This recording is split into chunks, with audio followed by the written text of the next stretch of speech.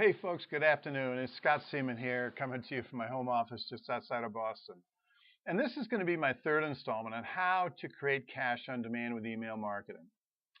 And in this video, I'm going to give you some additional strategies that you can use to make your emails more reader-friendly, with the goal of getting your prospects to read from beginning to end and then take the action you want them to take. Previously, we've touched on what structure, subject line, and body of the email should contain. Here, we're going to help you fine-tune that structure for more impact and better results. Now let's begin by considering how the email looks when you first open it. Here we can take a tip from best-selling author James Patterson. He has sold millions of books, not only because people enjoy his stories, but more importantly, his books are very easy to read. We can start by trying to make each line no more than 50 to 60 characters wide. The reason for this is when reading, you don't have to consciously shift your vision from left to right. Where possible, each sentence should contain no more than 10 words, and paragraphs should be no more than 1 to 2 lines. And don't be afraid to send out extra short emails. And make sure you've got lots of white space between your paragraphs. Remember, this is not cast in stone, but it's about how to create cash on demand with email marketing, not about getting an A in English class. So try to write like you talk. Have some fun with it. It's easier to inject your personality this way.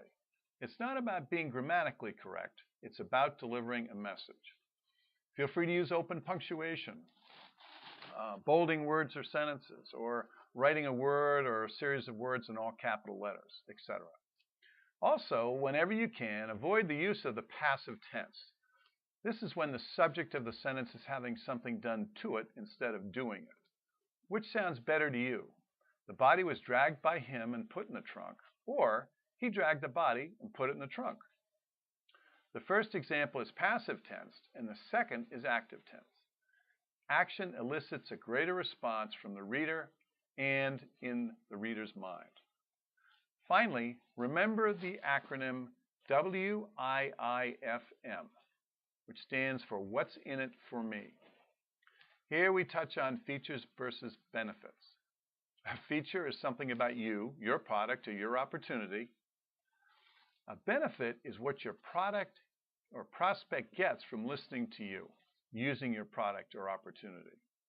Customers or prospects, for the most part, are only interested in the benefits, or what's in it for them.